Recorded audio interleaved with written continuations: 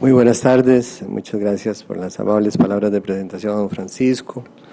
Doña Rosaura, muy buenas tardes, distinguidas profesores, miembros de la cátedra Alessandro Barata, distinguidas miembros del grupo y de los participantes de este seminario, profesor Albineser, su esposa. Para mí es un poco difícil referirme a este tema después de las elaboradas posiciones de doña Rosaura, y me voy a tomar la libertad de usar el planteamiento que hace doña Rosaura como, digamos, preámbulo de las cosas que yo quería decir. Y quiero explicarles que mi punto de partida, de alguna manera lo dejé ver en la charla introductoria, o por lo menos en las palabras inaugurales del lunes, cuando trataba de establecer parangones entre la cuestión de si estamos en presencia de un derecho penal totalitario y los síntomas o signos que estamos observando en digamos, en el cuerpo de las leyes penales costarricenses y en la interpretación de esas leyes por parte de los jueces y magistrados. Y creo que, digamos, la base de esa observación es correcta. Sin embargo, luego de la exposición, conversaba con mi buen amigo Gustavo Chan, y él me hacía ver algo que me puso a pensar en estos días sobre esa cuestión en relación con la posible legitimación que podríamos estar haciendo de ese derecho penal que vamos a llamar totalitario, por virtud de no definir adecuadamente los conceptos y dejar demasiado abierta la cuestión de si no será que nuestro derecho penal, tal y como lo entendemos, con todo y garantías, no tendrá el bacilo, el virus, la infección, la enfermedad que va a ser la que va a terminar con ese derecho penal democrático. Y también hago mías las palabras de algunos juristas actuales que señalan, no sin duda, que al no definir de qué estamos hablando cuando nos referimos al populismo y al punitivismo, también podríamos estar legitimando eso que se hace detrás de bambalinas en la construcción legislativa de ese derecho penal que ahora se supone todos nos rasgamos las vestiduras y podríamos en principio decir que no representamos. Y estas dos cuestiones indudablemente lo llevan a uno a una preocupación que sería mi tercera, digamos, punto de partida para la charla de hoy, que tiene que ver con que el derecho penal que hoy tenemos es desgraciadamente el derecho penal que quiere la gente. Estamos hablando, si bien que no es un derecho penal como pasó con las marchas Bloomberg en Argentina, donde había una gran movilización, se habían recogido más de 6 millones de firmas para impulsar una serie de reformas penales en Argentina en virtud de lo que le pasó a Axel Bloomberg, el hijo de un importante y muy rico representante de la sociedad bonaerense, y que lanzó a un gran grupo de personas, todas ellas preocupadas por lo mismo, pero con ideas muy diferentes sobre lo que había que hacer. Y en un plazo muy pequeño de unos 4 años en Argentina se modificaron muchos tipos penales, se modificaron las leyes penitenciarias, se cambió el Código Procesal Penal de muchas provincias y también el del Estado, el de la Nación, con el objetivo de restringir derechos y hacer al derecho penitenciario mucho más inexorable en su castigo y en su represión. Entonces, cuando estamos frente a la discusión de un derecho penal que goza de un enorme impulso social y de una enorme legitimación de un gran grupo de personas, indudablemente nos ponemos a pensar ¿y de qué estamos hablando nosotros entonces ahora en cuanto a la pregunta de la legitimación? Claro, siempre está el consuelo que todos los intelectuales tenemos de sentarnos en nuestra casa y decir lo que yo creo está bien, ¿verdad?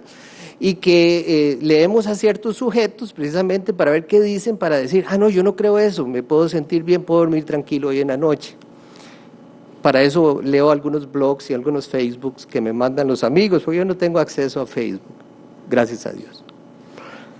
Entonces, si ustedes parten de esa idea, nosotros no tenemos una cruzada Bloomberg, tenemos una cruzada Cate y Osvaldo, creo que así se llamaba una famosa ley que quería poner bandos en los barrios. Aquí en este barrio vive un corrupto, en este barrio vive un corruptor de menores, en este barrio vive un violador, ¿verdad?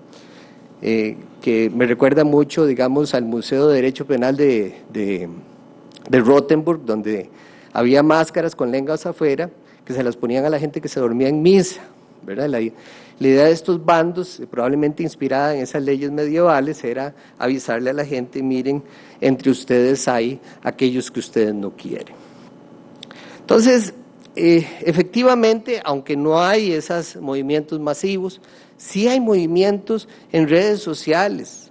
Basta leer lo que opinan los costarricenses y las costarricenses en los blogs que se hacen luego de una noticia donde se refiere, por ejemplo, a la muerte o a la puesta en custodia de una persona que ha cometido delitos, o etcétera.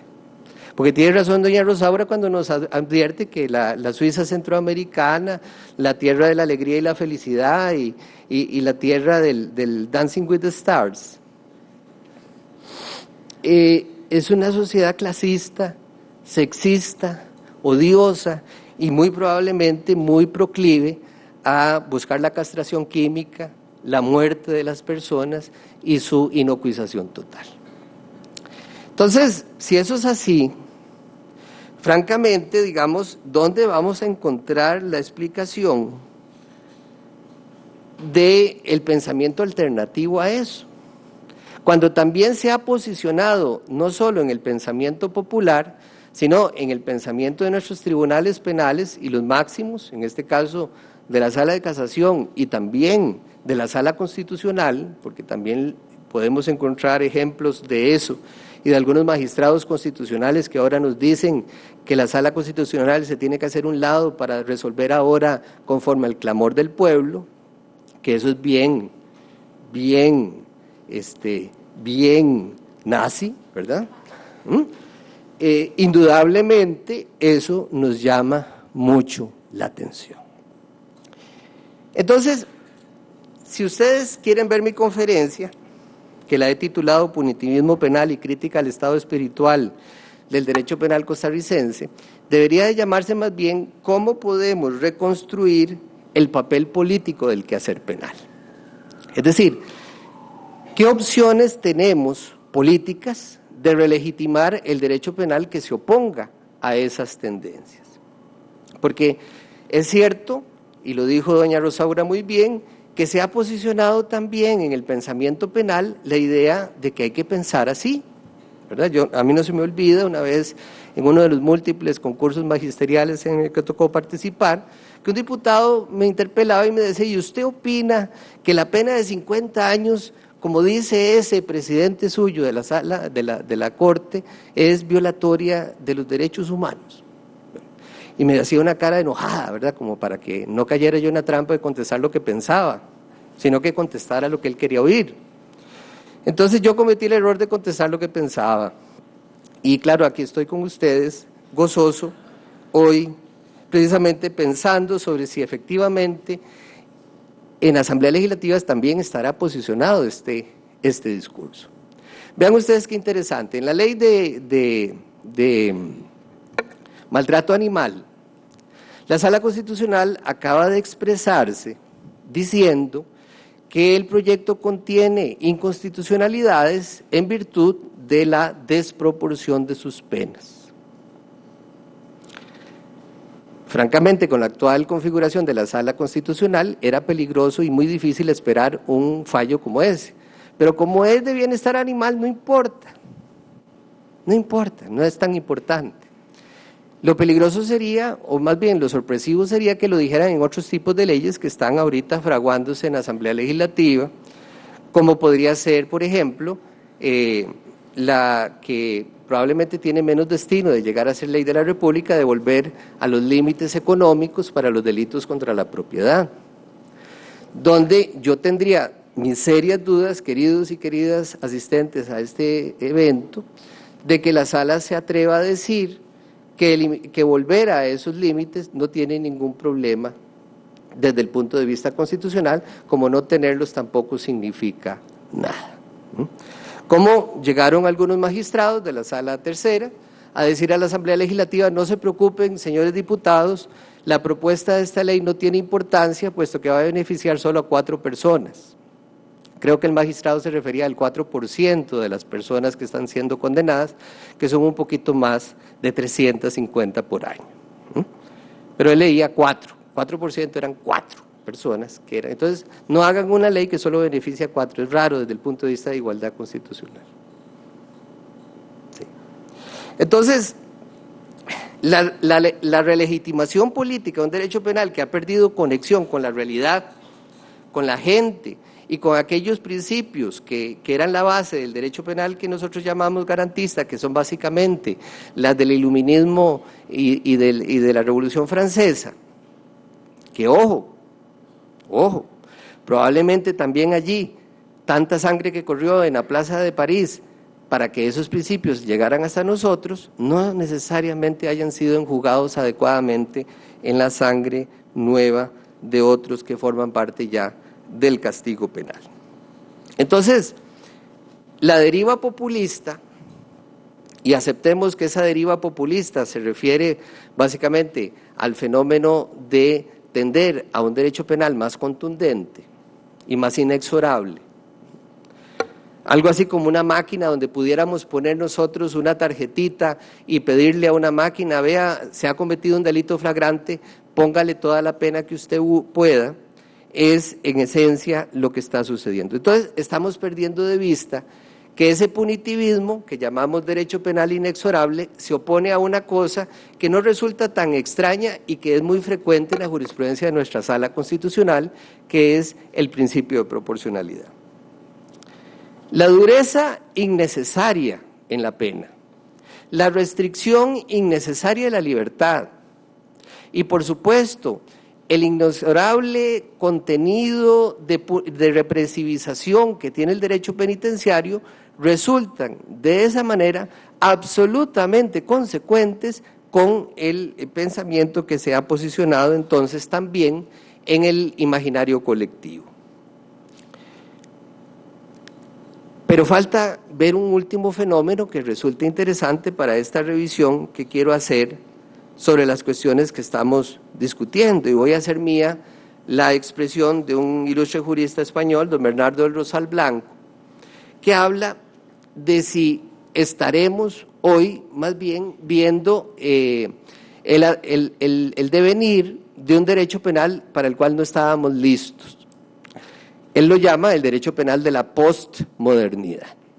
Yo creo que ese es un título demasiado sexy para lo que está pasando en Costa Rica. Yo no llamaría esto posmoderno porque todo es como bastante viejo. En realidad, las cosas que estamos viendo en este siglo XXI, tan rugiente de violencia, tan rugiente de inseguridad y tan rugiente de inconsistencia, difícilmente lo podría llamar yo posmoderno porque nadie me ha dicho dónde terminó la modernidad, dónde comenzó esa postmodernidad. Alguien ha dicho que la posmodernidad comenzó cuando cayó el muro de Berlín. Me parece un pensamiento demasiado entusiasta. Probablemente aún no hemos dejado el estado de modernidad. Pero tampoco hemos dejado en el pasado las bases de la discusión, porque en esencia estamos viendo cómo poco a poco, incluso la Sala Constitucional lo ha dicho, la pena se relegitima por su carácter retributivo. Ya nadie cree ni piensa en la posibilidad de resocialización. Ilustres empresarios morales costarricenses, digo ilustres de una manera sarcástica, se atreven a decir que a este país nadie lo salva, que este país no está en condiciones de ser rescatado y que él, por supuesto, tampoco lo hará. Y que aquellos que estén en contra de eso lo ofenden, ¿verdad? Porque obviamente casi todo nuestro pensamiento filosófico y sociojurídico se oponen a esas afirmaciones. Pero lo curioso es que nada en ese pensamiento es nuevo. Retribución de la pena, castigo inexorable, aumento de penas, ampliación de la cobertura penal, esquemas y discursos ideológicos propios de una sociedad limitada y con un patrón político también sumamente limitado, donde ni siquiera hay una propuesta alternativa de la izquierda, y lo he dicho ya en varias ocasiones. Tenemos el triunfo absoluto del pensamiento jurídico penal de la derecha, donde no hay una alternativa de izquierda. Los de la izquierda dicen exactamente lo mismo que les dicen en la derecha.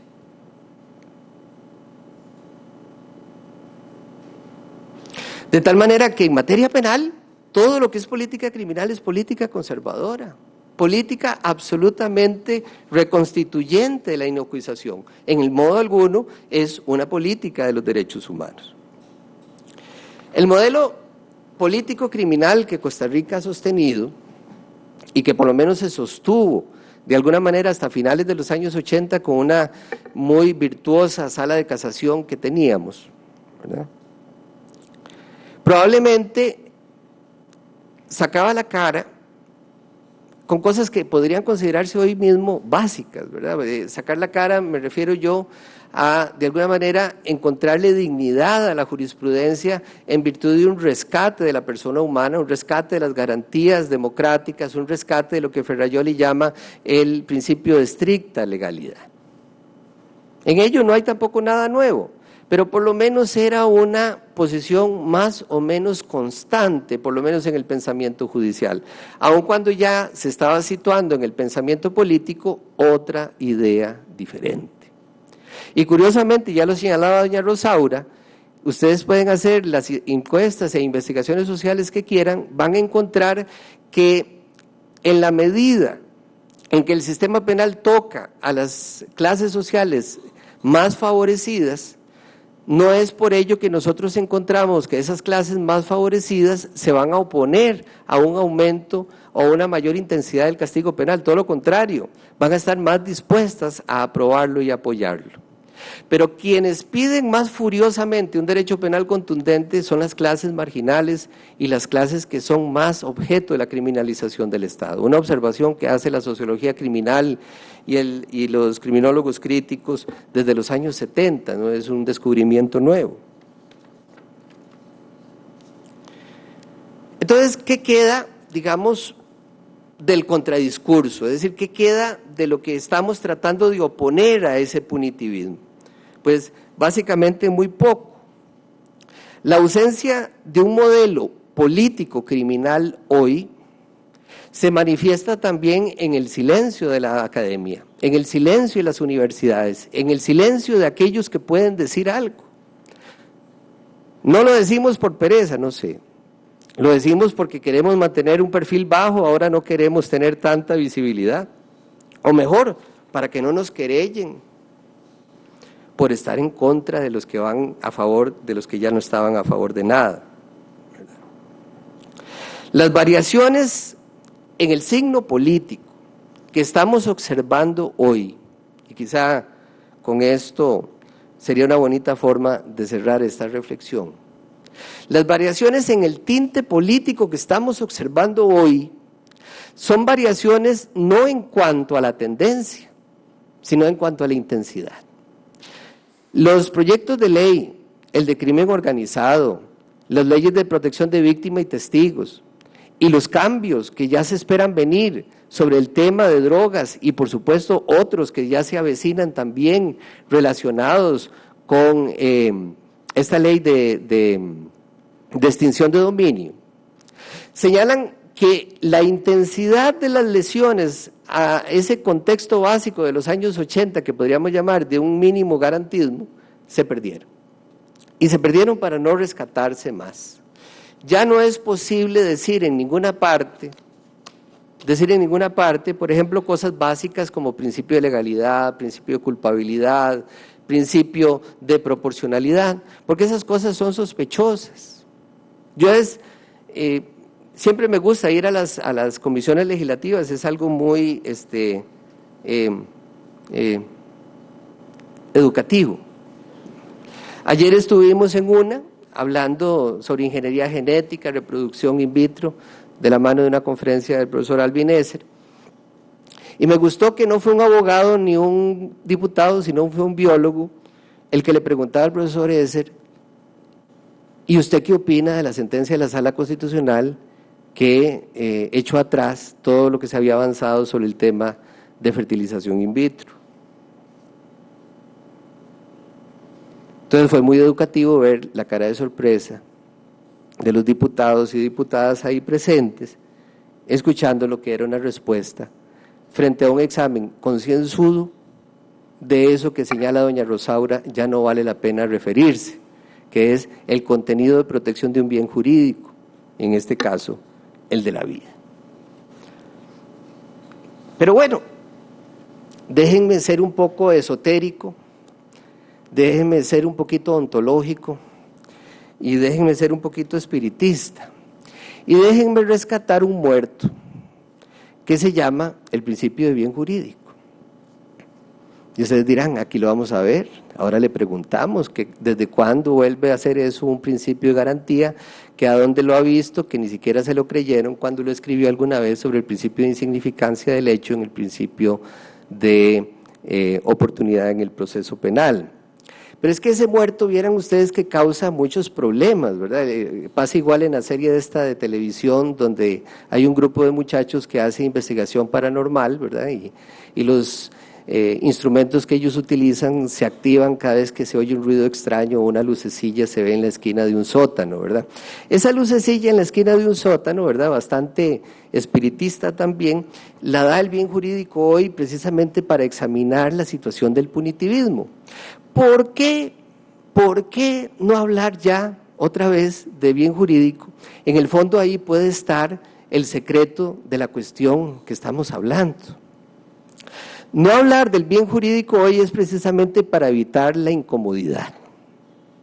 Evitar la incomodidad de tener que referirnos a lo que decía Teresa Aguado con mucha razón allá en los años 80, que cuando se trata de encontrar al bien jurídico como principio sustentador del derecho penal democrático, a ese ni lo podemos llamar porque para justificarlo lo podemos encontrar hasta debajo de las piedras. Y esa intuición femenina para mí es especialmente clara. ¿Cierto? Lo único que necesita uno es asesores legislativos creativos para justificar un nuevo tipo penal y él inventará un bien jurídico rimbombante, un bien jurídico adecuado y correcto. Pero no es a eso a lo que me refiero, no es a encontrar simplemente un sustento ideológico para la construcción de un nuevo derecho penal. Todo lo contrario. Es algo que mi querido maestro Winfried Hassemer señalaba también en los años 70, en una obra que desgraciadamente es muy poco conocida sobre dogmática del derecho penal y construcción de la ciencia penal. Y él decía una frase en ese texto terriblemente importante y que sigue teniendo una vigencia hoy, que podríamos traducir algo así como: quien olvida la importancia del bien jurídico en la construcción del derecho penal está condenado a repetir la violencia de un derecho penal que nunca lo tuvo como un parámetro. Y es ahí donde precisamente quisiera cerrar mi conferencia con una pregunta, utilizando el viejo sistema jesuita de no dar una respuesta, sino responder siempre con una pregunta. Si eso es cierto, y si esa intuición de nuestro querido maestro Winfried Hassemer es cierta, entonces la reconstrucción del derecho penal que hoy es posible solamente se podría hacer haciendo algo distinto a lo que estamos haciendo ahora, y eso es reconstruirla a partir de una función fundamentadora y legitimadora del bien jurídico. ¿Cómo se hace eso y cómo se trabaja eso? Quedaría para otra conferencia y no quiero agotarlos con eso. De todos modos, don Francisco ya está tenso con el tiempo, no puedo explicarles más de eso, pero sí quisiera dejárselos como una pregunta, porque probablemente la mayor parte de ustedes que son espiritistas como yo van a decir que la resurrección de ese muerto implica, por supuesto, la reconstrucción también ideológica de ese derecho penal que hoy tenemos. Muchas gracias.